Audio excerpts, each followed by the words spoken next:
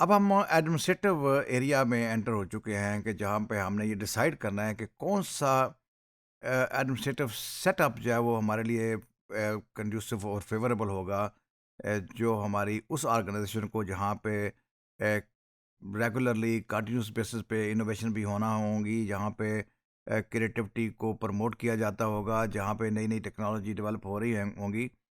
तो हमने ये देखना है कि हमारा कौन-सा जो स्ट्रक्चरल फ्रेमवर्क है वो हमें सूट करता है। तो हमारा अब टॉपिक जो हम डिस्कस कर रहे हैं that is structural dimension of the firm, कि किस तरीके से हमने स्ट्रक्चर को डिज़ाइन करना है ऑफ एन ऑर्गेनाइजेशन, जहाँ पे ये सारे काम हो सकें जो हम करना चाह रहे होते हैं। जब हम बात करें स्ट्रक्चर की, तो स्ट्रक्चर में हमारे पास various type of organise structure होंगे, जिसमें एक जो कंसिडरेशन इस वक्त हम जिसको डिस्कस कर रहे हैं, वो कंसिडरेशन ये है कि कितनी फॉर्मेलिटीज हैं, कितना प्रोसीजरल है हमारा ऑर्गेनाइजेशन का सेटअप।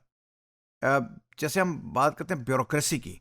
ब्यूरोक्रेसी हम सब समझते हैं क्या है। ब्यूरोक्रेसी का ऐसा ऑर्गेनाइजेशन स्ट्रक्चर है जिसके अंदर हर चीज़ को एक फॉर्मल प्रोसीजर में रखा गया होता है कि there is a certain definite procedure to do everything.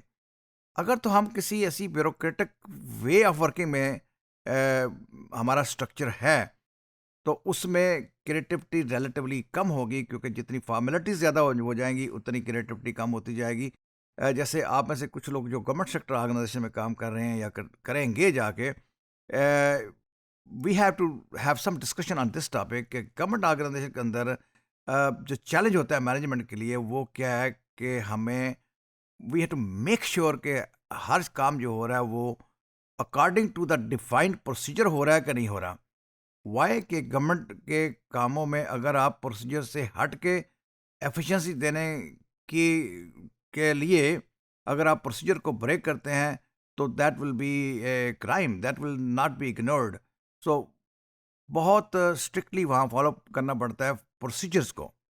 And ये क्यों फॉलो करना को पड़ता है, क्योंकि जो सिस्टम उन्होंने अडेप्ट किया होता है that is bureaucratic system. Bureaucratic system में इनबिल्ट ये चीज़ें रखी गई हैं कि इंडिविजुअल को एक ख़ास लेवल से ज़्यादा अख्तियारात ना दिए जाएं फॉर मेकिंग अ डिसीजन। और उसकी भी वजह क्या है? वजह यह है कि individual has the public money in their hand, कि जिस पैसे को उन्होंने यूज़ करना है that belong to general public. और जनरल पब्लिक के पैसे को मिसयूज़ होने से बचाने के लिए इस तरह के रूल्स और रेगुलेशन बनाए गए होते हैं कि वो मनी मिसयूज़ ना हो। तो प्रोसीजर्स को फॉलो किया जाए और प्रोसीजर को फॉलो करते हुए डिसीजन मेकिंग की जाए। अगर बहुत ज़्यादा हमारे पास फॉर्मल स्ट्रक्चर है जिसमें डिसीजन मेकिंग फॉर्मेलिटीज़ के थ्रू होनी है, तो वहाँ पे क्रिएटिविटी नहीं हो सकती या कम होगी। क्रिएटिविटी के लिए इनोवेशंस के लिए ज़रूरी है कि हमारी ऑर्गेनाइजेशन जो है वहाँ पे जो जो फॉर्मेलिटीज़ हैं, फॉर्मलाइजेशन जो है वो कम हो। इंडिविजुअल के पास राइट हो to make a decision, individual के पास इख्तियारात हो कि वो आउट ऑफ द बॉक्स जाकर सोच सकें। जो ट्रेडिशनल डिसीजन मेकिंग मेथड्स हैं उन मेथड्स से हट के डिसीजन लेने लेने के वो काबिल हों। Individuals should be empowered than the rules. अगर रूल्स को हम एम्पावर करेंगे, प्रोसीजर्स को एम्पावर करेंगे, मेथड को हम एम्पावर करेंगे, तो उसके रिजल्ट में क्रिएटिव आइडियाज़ जो हैं वो नहीं डेवलप होंगे।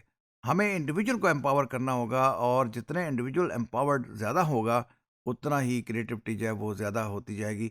तो यहाँ पे हमारा जो डिसीजन यहाँ पे डिस्कशन जो हम कर रहे हैं कि स्ट्रक्चरल कंसिडरेशन क्या होंगी, कि वो स्ट्रक्चर जो based on rule regulation and procedure होंगे, फॉर्मेलिटीज़ के ऊपर बेस्ड जो जो स्ट्रक्चर होगा, वहाँ पे क्रिएटिविटी रिलेटिवली कम होगी। और वो ऑर्गेनाइजेशंस, वो स्ट्रक्चर जहाँ पे बहुत ज़्यादा फॉर्मेलिटीज़ नहीं होंगी, बहुत ज़्यादा रूल्स एंड रेगुलेशन नहीं होंगे, इंडिविजुअल को राइट दिया जाएगा कि individual can think creatively, individual can bring new ideas, individual can do the thing differently. वहाँ पे क्रिएटिव आइडियाज़ जो हैं वो ज़्यादा जनरेट होंगे, वो ऑर्गेनाइजेशन जो है वो क्रिएटिविटी के लिए ज़्यादा कंड्यूसिव होंगी।